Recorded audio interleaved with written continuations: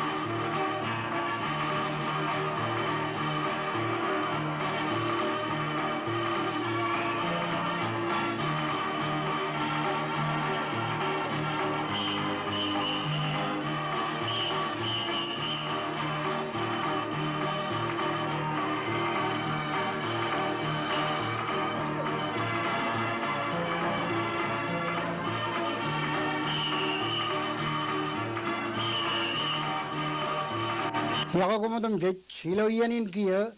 Alele TV program, Imjan Parchigre Mijadoin. Modajanaro, Naj, one malok, Medalilo program in Gancham Lokin, Lava Chuani Peroto, Chana Levos, Nan Karwain and Chabreo, Rore Chia Durun TV, Nigeria, Pelagan Tiudin, Nanaro Parchuan Allen, Kobai Pendron, him, one malok program in a Vojak, Ganchodin and Rainin, Malele, TV program archive. Pagkatongan kom ilo yaling kamnano kom im lewat chitban krisma jo mana ilo yin kiya anar pulik man program inar chana kachoma pagdok chuan ainigen chen chabdawan UBGH kammane ilo rali tango lalim chabdain ejan ajiro najiri lo ulga production church chugul chojim lale mak em rongja mak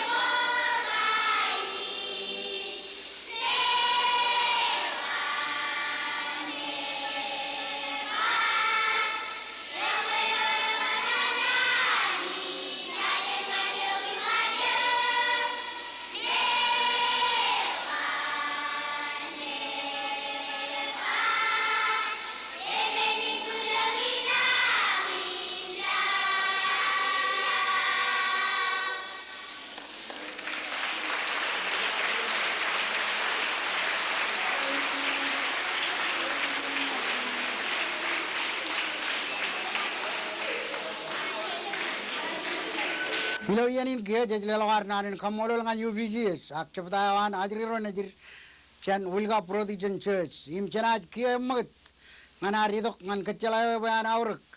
kachalay ne yu ngan rotel lagir bailo aleleo rej buyagan chet chidam gorragal im rej kwalok ken retan khelch kaw dilo majalin rainin chojimi do mak bogmol imaman mejam kia janaj kachong on malako jan kacalain imilo yanin janaj bagdok chuan bija jan collection an chogun tip room program in gia ebe jakin kamlele bijain ngan gum kap karawragin armij rein ilo bijain kia ilo bijana kum remana jam loe eor chulu ligawro re chudak ligawrein re etair lane duan min alfred kapalle him lana yolap Edward Melne him lana tuan wi marong tumingo ti brum karakarin ligawro in chilu ret ligawro rar emmantada kred ko ayrum chela dada ilo kilajin karyo jala ko an catholic mission school ilo kar chobor ilo terego rijamnero lale island kain em iana lamarna ragar graduate agriyo jalogie contoh yang radun chon buku chongo liya lamara inchilu jejidok giya bajan kacang kemlele kargari yerjil lana chudak yan ming alfred kapelle chuan ligawan liget a leo erito dada najin Edward kapelle leo chebung ebung chojgan leo ilo pijagane em program ini arbar kemlele ngan kum moda leo najin erito dada jengane alfred kapelle Alfred er pelek jon kare dan magi eleng nejiro eleng rej pero dengan rainin chuani air choj karik jalaga chen owner kapelle laturdur edo karo wa edwat kapelle por perion diudin gia meur chon nejiro kare edan ligagach armi rain rej meurot rachangin chogo mebalang nejir Eorjual liga matan podawan alele ini medan Alfred jetana ke cuman kare-kare mulane Alfred ne memberin podawan alele jetana ke cuman Alfred kapelle errane kallamaro rane emirjilar uini chugulio kialana yolap Edward melne celokan program in melele ke or nejini Edward pada belangan ke kajriri ekranganan program in chalai mulane ngamake eomei kemlele bijain yar ione kamrar chumor cherbali pendron ilo chuan kam ilo kuajelen elginot bata yogen karwan lalin ilo engol yamene mengol lale me ligidak yar io lane etwar melne yar cherbali pen logo chuan ridele yalap braino chala cherbalin tel jan kar perion arani megar chuani antalan koan yarballo kabel koan ilo konono ilo punpuni milo meno ko yellogot kamol peo yar tabelal ilo klajin kariyo lo modada chan rijugulin ailan kain ro rar chuguli pen rijamni ilo chobor ilo yena chonto yon ranjon buku chongol idongalana yan buj marong me chudak ilo ami remano jangan tv ne lana yan buj marong e tumingo tibrum image najin onaro archino kajudak liget imrajna dan choje tibrum tumingo tibrum egrito da najin choje imelang chadin chadi air rajago rainin ni mijal mana kawle be rajago a paraino dalane tumingo perchago rainin pada tumingo ar pelele pension krein nauro edan ida imar or chuan nejiro edan robot tibrum Egari gilang arne kilo tiudin rajalagan robot ke kiaptini omo dada imria mergaro rar aire po ingkaragar ke wago air ralat impagdok may jan palagil lalin ilo terrain kayar ilok jan majalin im kabini pan rijban ro ilo wan wajo air ralat im perilo chaiban ke bungel pada pelili chaiban em pamle ilo chaiban rainin jago robot ti brum armech kia ebak karayo ipene majri ro nejin rej meurot imra berilo chaiban rainin elang yen regel lo to kailang kin elang yaro cho chala ka chen robot ti brum ro cha lui pulen ro reglo ro chem melele herrane lamaro rane merar kodak ailang kin ar chen pulen rijgu lang ro rar do chen pelagin pacifikin ngan chugulin kerar karyo jalogi lamaro rar tabelal imeur report ka ger rain program ini arkali karir im ko remano jim lawyer nalawe ko lablok chojna choj um pugi janro matan lamarin igichen ngai elang kain kachido ko remulalok im lablok im kumar jabrong ilo program ini hewe eor kadri pe amioj kallale pijain hewe an kaju buruami im chena jam maggiya chen pijain lamarin chilu Alfred kapelle Edward melne kapcho ada tumingo tibrum emilo yenin kia chena jidok bayan rong jaga percuanal eoi menaj belok chen chuanian chabdago egaremman ainige rilo iyeneo rali dongol lalim christmas chabdain chabdawan yudio chen Wilga Protection Church. Chojum Rongakamak.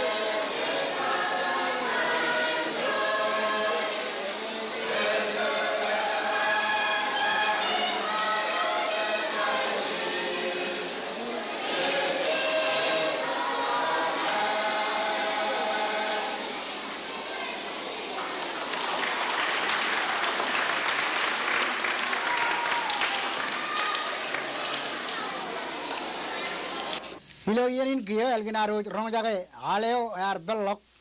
Chen youth Ewan Wilga Chechelel Warnan Kamolir. Him Janaja Magat Gia, him one Malo Dilo program in our Emilo Yenin Jana Kajabalaga Wainar, Nan Yelangu Ramodolok, Nanar Barchuan Allen, Oak Chunian Chapan Kanan War, Emela Cup Egar Chichet, Imakaranian in Pajan Pogadok, Hilo Yenin. Nane coba jangan orang jaga income lagi, program ini apa jangan income lagi aja jangan ay cumeder. Nani cumeder berberi mau dion cuan marong yo lelok ngan ajri ro najir, ilo tere rekke kenai rear, imi jair marong ini rempeyir, raja kalau jangan kap baru ar, nane ini akan retoro curang ro najir, cumeder iman pokok marong kieu. Nani ne nani kemlele samalong kejbarogan chuan nugun ngan ajri ro nejin ngai karameneo rechirong lok chumet der po komarong ne mun peum poreno ngan yamman emelang kara e chagalok jan kejbarogin ewe ilo bijain komijilloe imena walok igichen chaban kan nanin chuan kara e chiboy regaini nom ko dana ileng e kagalan ge Emejal can Kajbarogan Chinanim Chaman. Eju met der Kenega Emarong in pain. Tragain in Yokumiloe. Mene Yidok Chen Teram Mangoarilo Island in Majalin, Engane Regainin. Another Galo Pevenado, and Chaleo and Rutorar, or Lalimodman or Ralap, Ilo Majalin. Kit Chiner, Uganar, Wayanwar, Dragain you. Dragain pagatok Melego Ikichen Cheraman. Konacharak, Himenaj or Ujala, Konaj Manidilo Awam, tragainin na arkada baragay kona nugunuk kan hiniko kap jerir ko kap nugunuk ko rajaba chat me elang labuye a bar nugunuk ko jat ngirir ko tragainin na arkaman syaki ko ginem Cipiko in moyo mom aja ko ajin moyo pokon marong ainum man raji to jan tragainin na menne echuan kagalan ceraman ilo majelin tragainin na innem ilo amilo bijana karena ko da tragainin na ye et kali karge enejal ken kajbar wan chinem jemen chidamayo et kanlele menne emit kachala ka ilo jot menit ramodlok kom jay ko jidok manale le ko mulloy kom najlo echa chig na yot uninar bagdok chidamana ekkartada ilo yenin kenege Kölschkaude warwit ilo majalin jan dabar rongoli retan eju meteriman kia orar kedri pe Kölschkaude ne kegi eung kebrenan maur kia dago roko mijlo yumun pijayo walok im karayo ko da regaini ne ye im pojanganan no nangayo e robe melelein pegane lelok marongo jan tayo kar barok nganchon payo e pojan ugot baga kencun marong elat egal ergain melele ko rech curaga nanin cumet teriman pokok marong ekia cakar pagatok capan ke nanin akarangan aru kamana rongoli eretan Kölschkau na aru jelo majalin rainin hecelo arada janam jam ceclelok awle marong kia ngan Kölschkau din ben kamana akarangan kanan helgin aru cojok ke barok em tudu mair kage lijin rigi yumuni again rongo ligatak ken menin chaban ganani nagar walling da gilo yenin pechujen kubai naip ben im remal ngan chalan ritoro ar igi cheno nanin chumet deriman pokomarong elang katida ko igi chenanin im koyo warong jaga korjap kanu melele kage ito mak ngan alele pa alele en barkamelele gyok naip benam ebgam chidam min pilo boragal me uyaga ki kiyo ilo alele hewa janat pelen emmat chen chaban kananin po cho chala ga po ime melele adri rot ramarong changan melele imilo yenin janat on malo dilo program inum parpagadok chuan aini gen kring mach em chabdayo na jalangan ge kiyo e chabdayo jan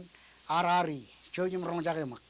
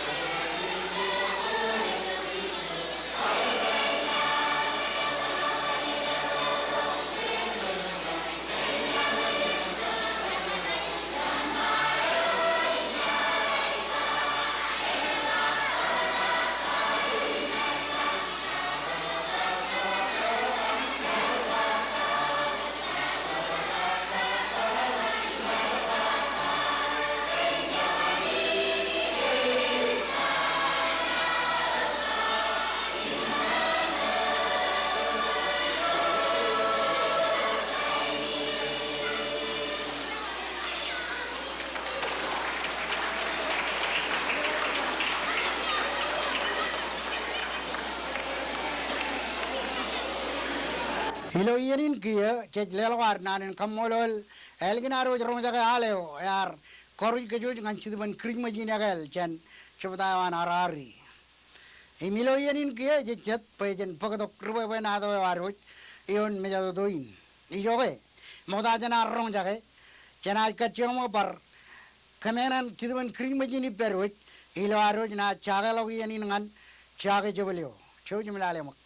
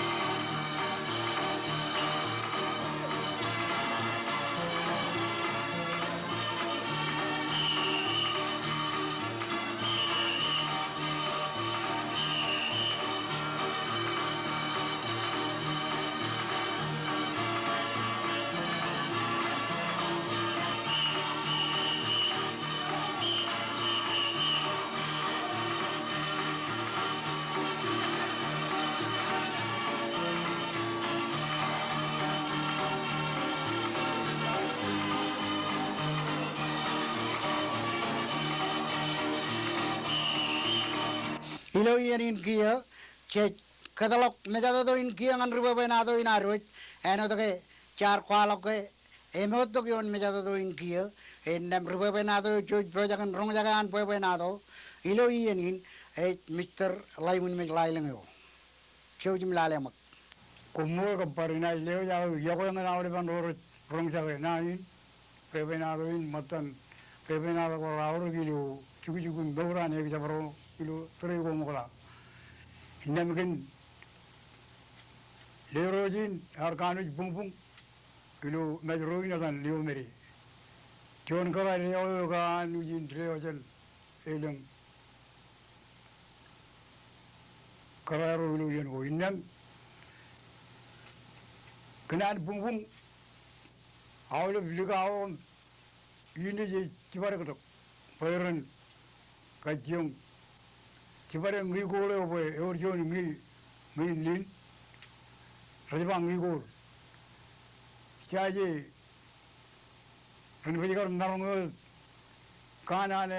kain kuripata ikto kol ginrna walo to ran gina yar walo gigenio ekjabko emrar kertabari elengi ni jerak inna mengi na lewan ligawru jerak tarak awa jedar jedal ini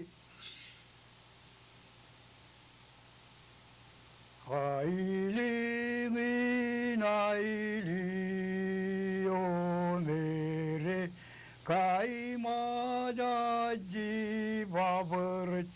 Oye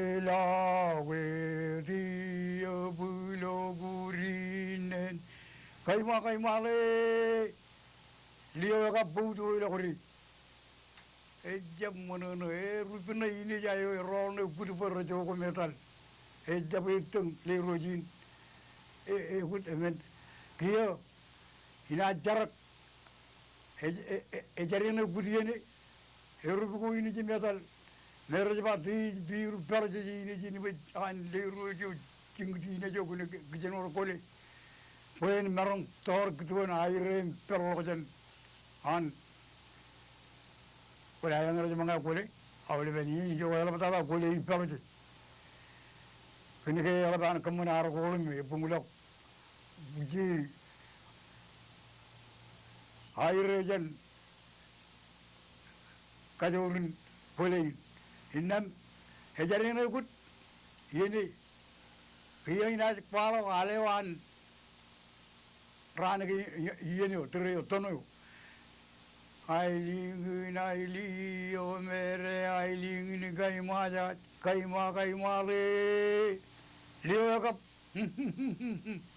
eju ne buli rol ti bi biology ni rubina ni rol mo jala mari rol mo kandan talma ina je pajun ina je le kaptung le rojen e par jorana e jara ri ailingina ele o mere kaima jaji babar pujila wetia bulo gurinen repujila ko rijene me role bedal marina jewe win e jari no gut ewe ailing o mere ailing kaima le radio bare rabatar ma kami pai tu kotok ma lari u jakan e pai lali ini betul rai lijon na ka ka ta tu kotok lari ku uli uta anta lari ku uli o jan ki jako ba jan mut lari ku lari uli o da ile ailing ma jero ni ka jabro ku jakari indam gijako ewe tak egar jap kain jon ewe tak wa tak por ne par ding di ne jo ewe tak kije ini tak e ba ko kemi vencer khot ngai jadal ji ini tak lo poin wi je en re e par jara gine jo aili o mere kai ma ji babar pujila wetia bulo gurinen tij bil belakar tij bil belo je ne jinde jawono yine e mo jingti be bulo jan rojakam gijum ay jare gudio yine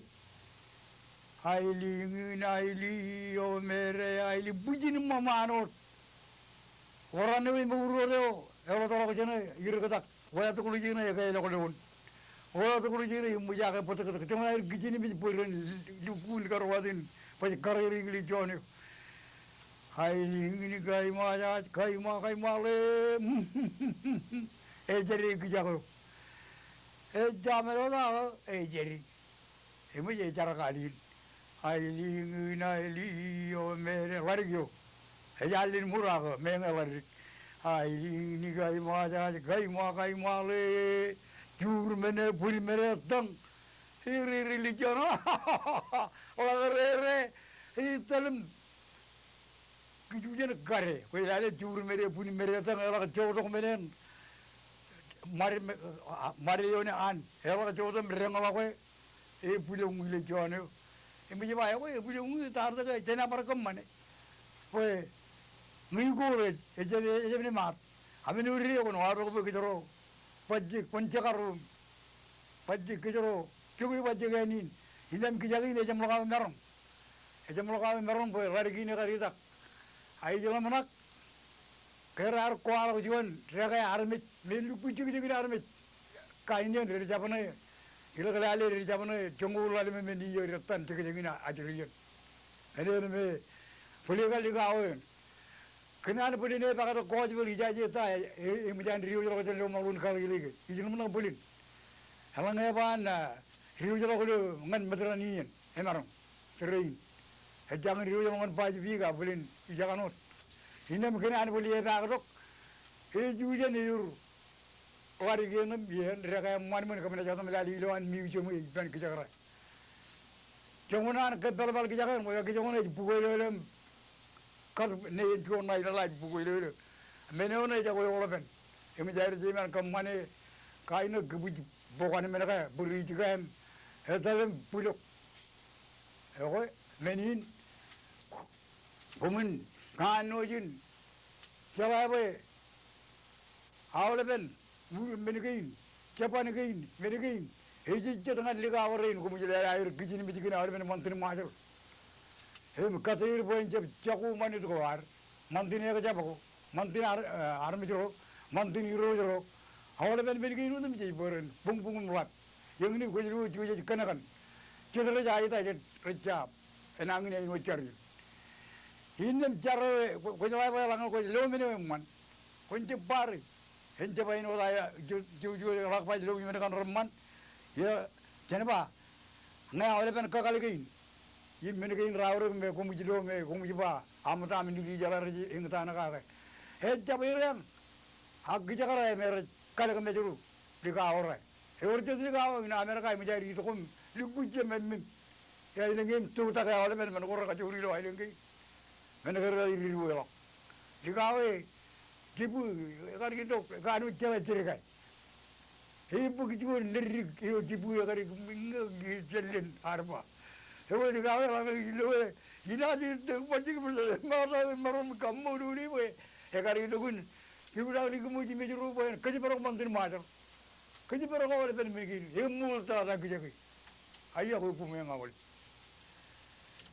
Molta da Mr. Laibun me laileng yo juan poe na am gelio mere eladan kadden den em katal dal ngan komu rong jage kap krialiu je yo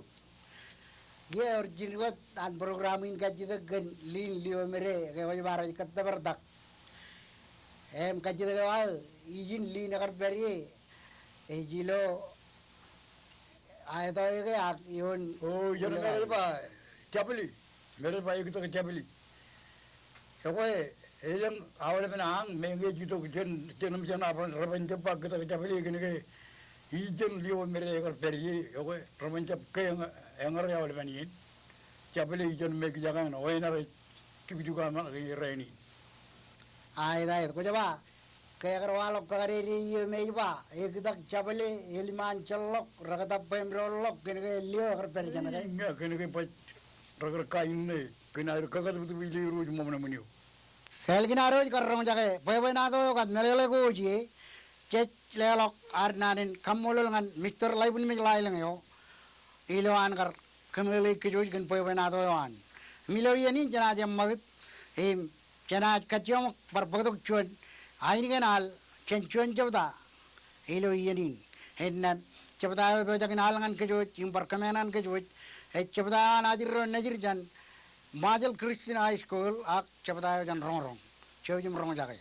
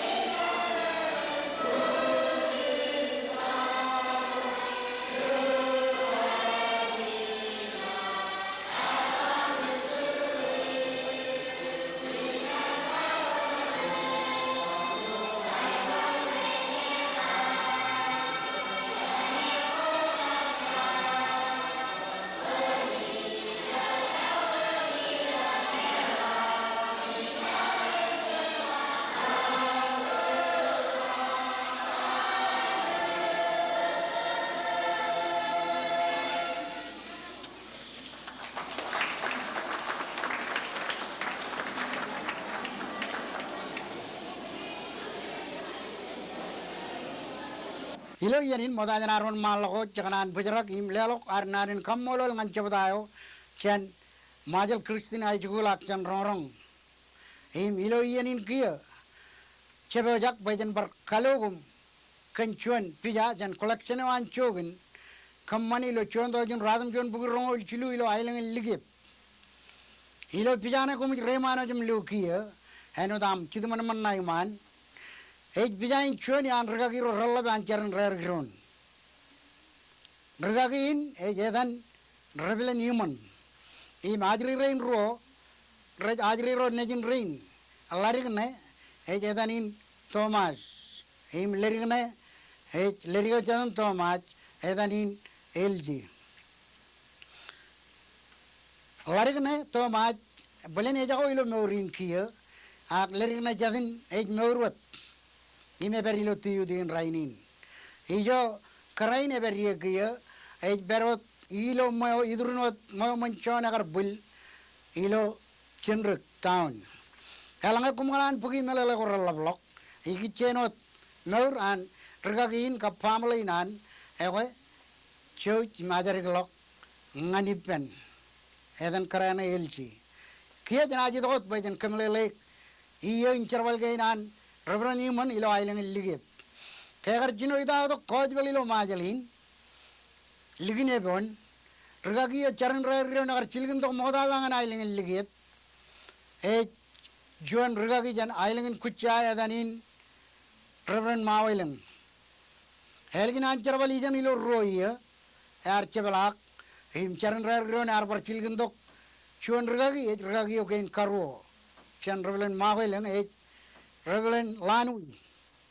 church kari jala kacil Lanui, chuan an rallab anjaran ragiron, kebarano jala kage, kitchen leonejin yoimar, chuan emmanintel, bergaji barok kejo jilo kalalinar, Mr. Isaac Lanui, atak Isaac Lanui, nejin Reverend Lanui, ilo ieno Lanui jito kum charbal ilo ligep, takata Isaac ejrik ilo ieni mar per ilo ligep. ilo iyemme elginan rollan wijal ligep yar paridok chuan regagin ailang lat imeja dal lain rebelen lejedo yar charbal ligep regagi okein kajlu ni melginan chemlo ro iya tam eo jaran regagin ni charbal gage yar chebalak rebelen lejedo ka family on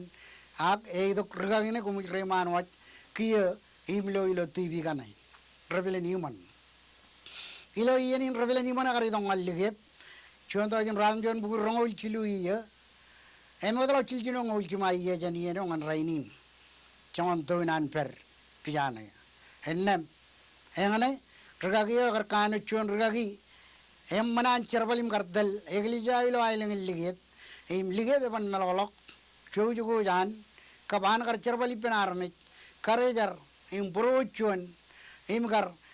naunin po eglija ilo ailing lige bilo iyogein em wallig dak en erreglok im hekkege im choni eglija kar po allat eleng rigagi roj rari dok elgin revelani mon lig dak ngani ye jabgein elang pija ye reverilo